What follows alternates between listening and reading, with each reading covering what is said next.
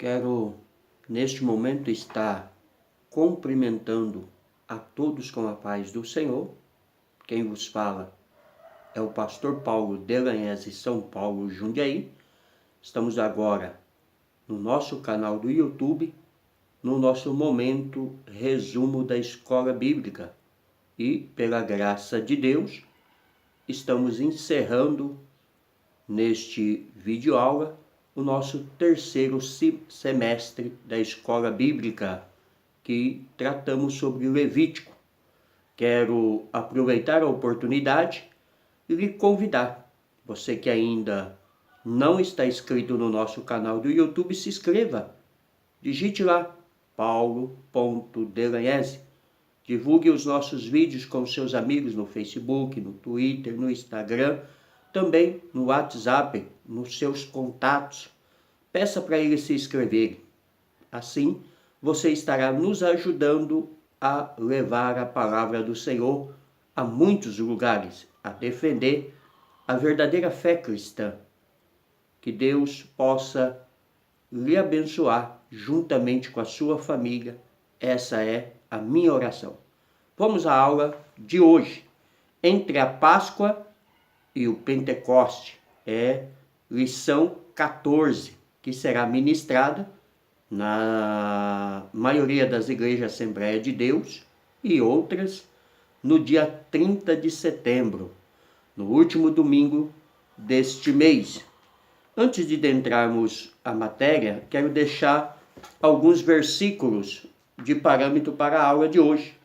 Êxodo 34:18, a festa dos pães asmo. Êxodo 24:7-8, a aliança entre Deus e Israel. 1 Coríntios 5:7, Jesus Cristo é o Cordeiro Pascual. Êxodo 12:12, o significado da Páscoa. E Êxodo 34, versículo 22 e 26, a festa de Pentecoste. E Atos 2:1-4, a descida do Espírito Santo no Pentecoste. O texto áureo nos diz assim: cumprindo-se o dia de Pentecoste, estavam todos reunidos no mesmo lugar, e todos foram cheios do Espírito Santo, e começaram a falar em outras línguas, conforme o Espírito Santo lhes concedia que falasse. Atos 2:1-4. A verdade prática nos diz que sem a Páscoa não há Pentecoste, e sem o Pentecoste a Páscoa perde a sua eficácia. Somente a redenção em Jesus Cristo, que está junto ao Pai, traz o derramamento do Espírito Santo. Então, um liga o outro. Um traz a memória do outro e um não sobrevive sem o outro. A nossa leitura bíblica está baseada no livro de Êxodo 34, versículo 18 ao 29. Nos diz assim a palavra de Deus: a festa dos pães asmo guardarás 7 dias, comerás pães asmo, como te tenho ordenado. Ao tempo apontado do mês de Abibe, porque no mês de Abibe saíste do Egito. Tudo que abre a madre meu é, até todo o teu gado, seja macho, abrindo a madre de vacas e de ovelha. O burro, porém, que abrir a madre, resgatará com um cordeiro. Mas se não resgatar, cortar-lhe-ás a cabeça. Todo primogênito de teus filhos resgatará.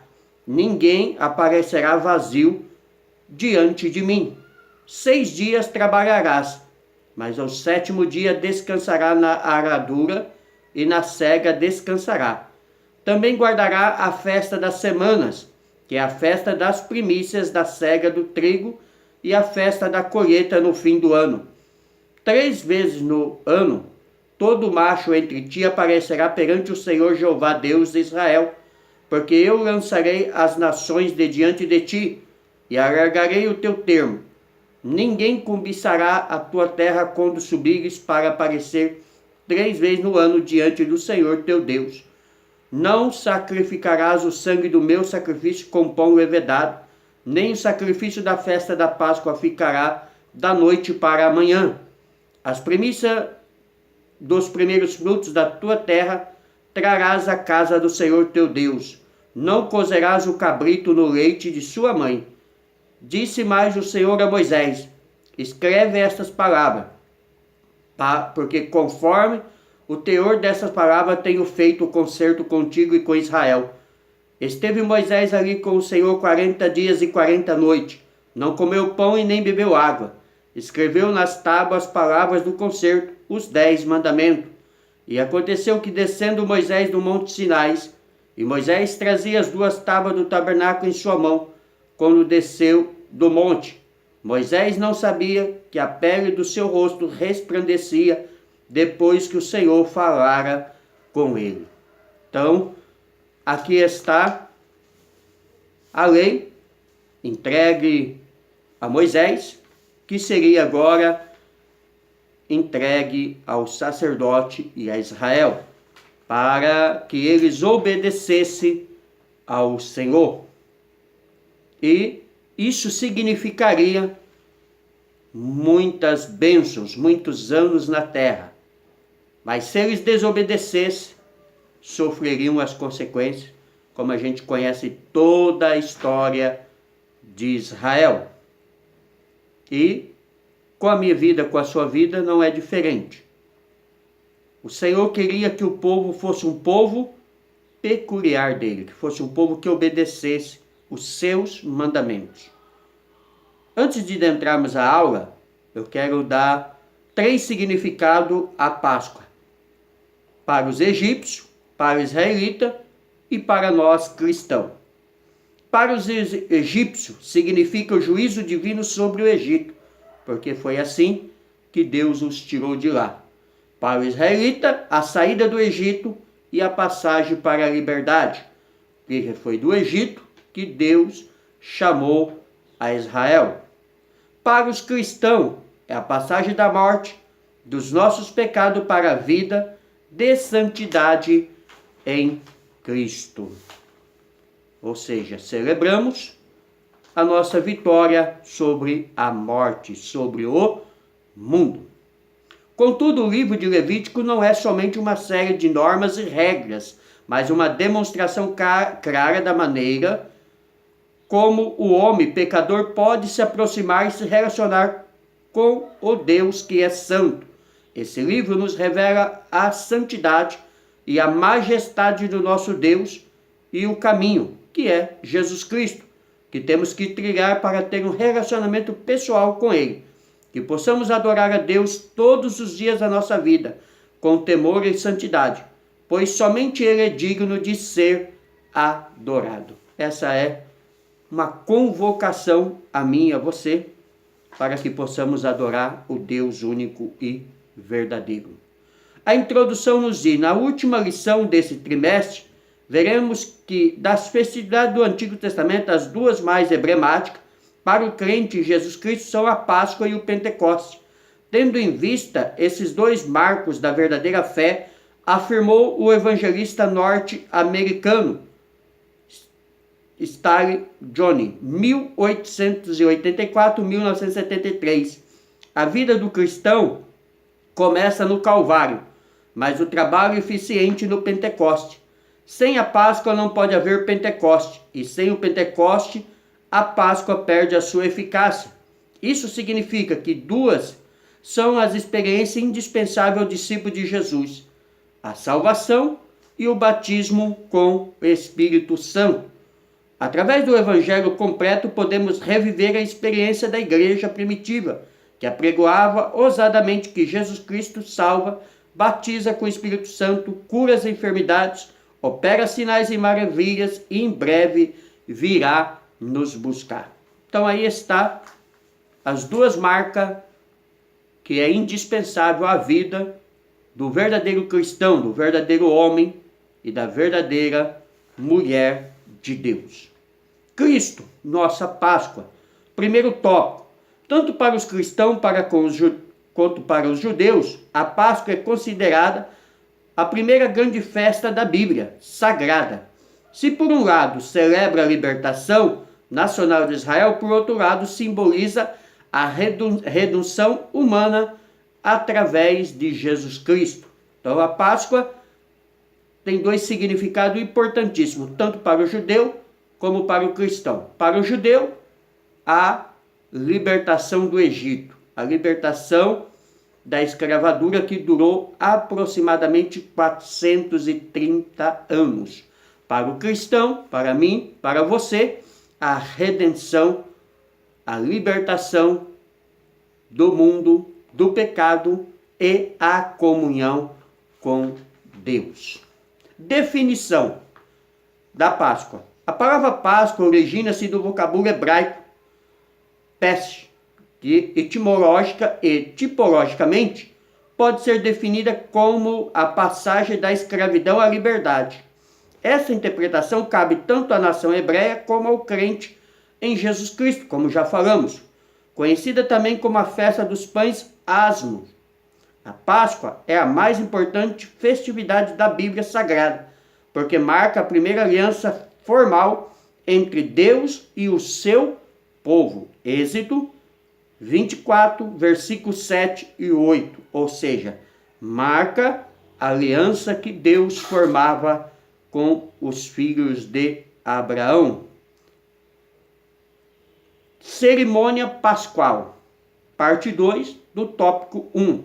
No capítulo 12 de Êxodo, a cerimônia pascual é detalhada com rígidas recomendações, a fim de que os hebreus jamais se esquecessem do seu real significado.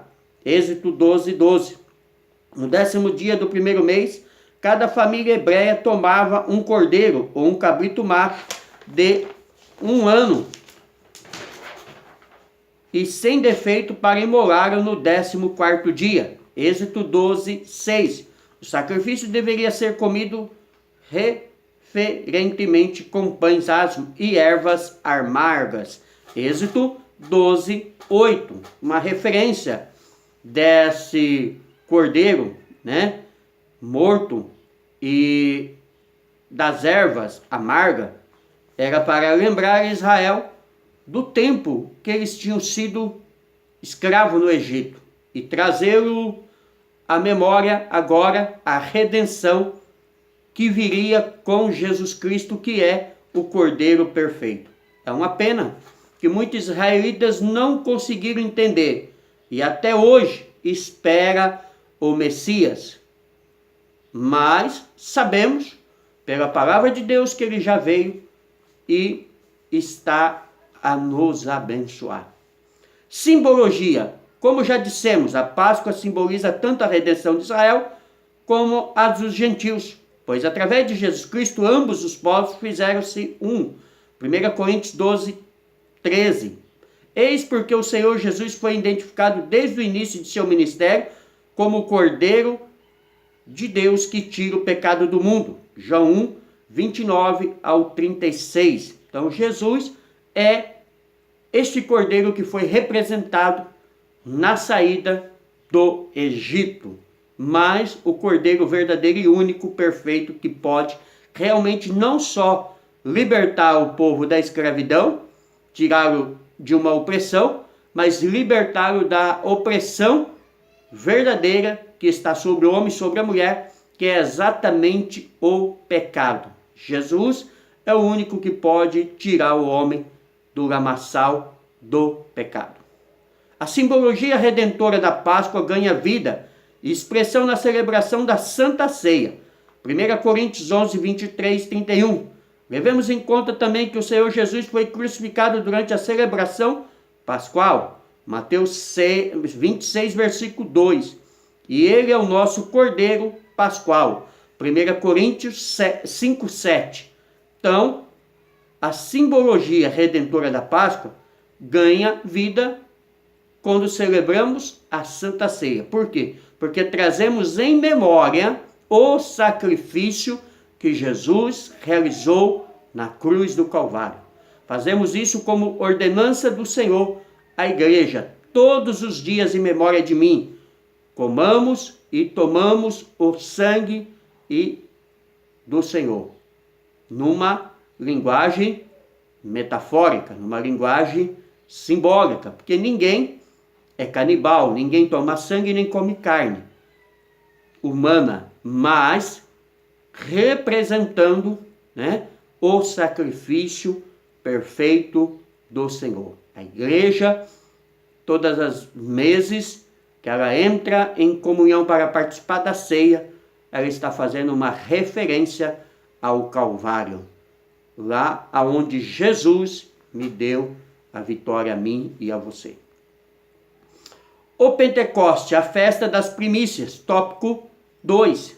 Sem a Páscoa não pode haver Pentecoste. Isso significa que sem a experiência pascual, as primícias não têm qualquer significado diante de Deus. O sangue do Cordeiro é imprescindível à nossa redenção. Hebreus 10, 18. Como Israel, para sair do Egito, precisava que o Cordeiro fosse morto e que seu sangue fosse espargido sobre os umbrais da porta, para que o anjo da morte, quando passasse pelo Egito, não tocasse nos primogênitos de Israel, hoje também, com o nosso Cordeiro Pascual, Jesus Cristo morto, e o seu sangue derramado na cruz do Calvário, no pé da cruz, na afronta da sua testa, onde a coroa de espinho furava, nos seus pés, nas suas mãos, nos dois lados da cruz, e derramado em nosso coração, ele nos protege e nos liberta do anjo da morte deste mundo. Então, Pentecoste só pode existir se houver realmente uma conversão real ao Senhor Jesus. Definição do Pentecoste. A festa de Pentecostes, celebrada 50 dias após a Páscoa, recebe as seguintes designações: festa das colheitas, da semana e das primícias. Êxodo 34, versículo 22 ao 26, você encontra essas três festas que representam o Pentecoste. Enquanto a Páscoa era uma cerimônia doméstica, o Pentecoste era uma celebração pública, na qual toda a nação louvava a Deus por sua suficiência, e era também o momento de se exercer a misericórdia e o serviço social. Deuteronômio 16, 10, Ruth 2, 1 ao 3. A Páscoa era uma cerimônia familiar, integrada à família. O Pentecoste, não. Uma festa pública, onde se ajudava aqueles que precisavam. Como tem o exemplo aqui citado, do caso de Ruth, lá na era de Boaz, né? A qual foi o seu remidor, e ela veio fazer parte da linhagem de Jesus. O cerimonial. Em santa convocação, na qual todos deveriam apresentar-se a Deus de forma jubilosa, Israel apresentava a Deus as primícias de suas colheitas. Deuteronômio 16, 11. A cerimônia tinha início no exato instante que a foice punha-se a ceifar a seara. Levítico 23, 21, Deuteronômio 16, 9. No momento mais solene, o adorador movia o molho perante o Senhor. Levítico 23, 11. Então, esse era o momento da cerimônia, né, da convocação, na qual todos deveriam apresentar-se diante de Deus jubiloso. A simbologia. Para nós, pentecostais, as primícias representam as almas que, através do Evangelho e das missões, apresentamos ao Senhor Jesus Cristo. Aliás, ele mesmo comparou o ganhar almas ao semear e a ceifar. Mateus 13, 1, Mateus 8, 37, o Evangelho de João, capítulo 4, versículo 35. Então, o próprio Senhor Jesus diz que o semear é como ganhar almas para Cristo. Como os missionários, né? Como aqueles que anunciam o Evangelho, como aqueles que defendem a fé verdadeira, como aqueles que levam a este mundo uma mensagem de esperança. Subsídio bíblico teológico, Pentecoste. Vamos a alguns significados a essa festa com mais detalhes. Pentecoste era a segunda das 3 grandes festas de Israel. Deuteronômio 16, versículo 16. A palavra grega Pentecoste significa 50º, referindo-se ao 50º dia depois da oferta de manjares durante a festa dos pães asmo. Outro título por qual essa festa é conhecida é a festa das semanas, que se refere a 7 semanas após a oferta das primícias. A festa da colheita, Êxodo 23:16. Referindo-se à conclusão das colheitas de grão, o dia das primícias, número 28, versículo 26, falando das primícias, uma colheita terminada. E mais tarde, os judeus a chamaram solenemente de Assembleia, que foi aplicado ao encerramento da festa da estação da colheita. Embora as escrituras não afirmem especificamente seu significado histórico, elas parecem indicar basicamente uma festa da colheita. A hora variada do Pentecoste é o 50º dia, no dia imediato ao sábado ou ao seguinte dia do sábado. Levítico 23, 11 ao 15. Uma sentença que, cronologicamente, problemática, porque há alguns desencontros, dentro da história e da teologia. Por isso, uma sentença um pouco problemática. Na época das primícias, os israelitas trariam ao sacerdote seus primeiros frutos, e ele os ofereceria ao Senhor, agitando os molhos. Levítico 23, 9 ao 14, Números 18, versículo 12 ao 13 e Deuteronômio 26. Esta parece ter sido uma oferta de gratidão antecipada pela bênção que o Senhor concederia às colheitas. No Pentecoste, 50 dias depois das primícias, o sacerdote tomaria um molho das primícias da cega e 2 pães levedados e os moveria perante o Senhor. Isso marcaria o final da colheita. As outras cerimônias ligadas a essa festa estão descritas em Levítico 23, 15 e 22, em Números 28, versículo 26. O Pentecoste é chamado tanto de festa das semanas como de festa das primícias. Essa festa das primícias não deve ser confundida com as primícias oferecidas durante os dias dos pães asmo, ou seja, para que não entre em conflito os dias celebrados da festa. Tópico 3. O dia de Pentecoste. Se o Senhor Jesus Cristo não tivesse sido imolado como o nosso Cordeiro Pascal, aquele dia de Pentecoste em Jerusalém não teria qualquer sentido para nós gentios. Todavia, a Páscoa de Cristo tornou o real o Pentecoste do Espírito. Então, se Jesus Cristo não fosse o Cordeiro Pascal, para nós gentios, que aceitamos a redenção de Cristo, porque os judeus os rejeitaram, então Paulo explica aos romanos que todos quanto o aceitam são enxertados na oliveira verdadeira e são chamados filhos de Deus, referindo-se a mim e a você que aceitamos. Cristo, o Cordeiro Pascual, tópico 1 do tópico 3. O Senhor Jesus foi crucificado durante a Páscoa, Mateus 26, 2.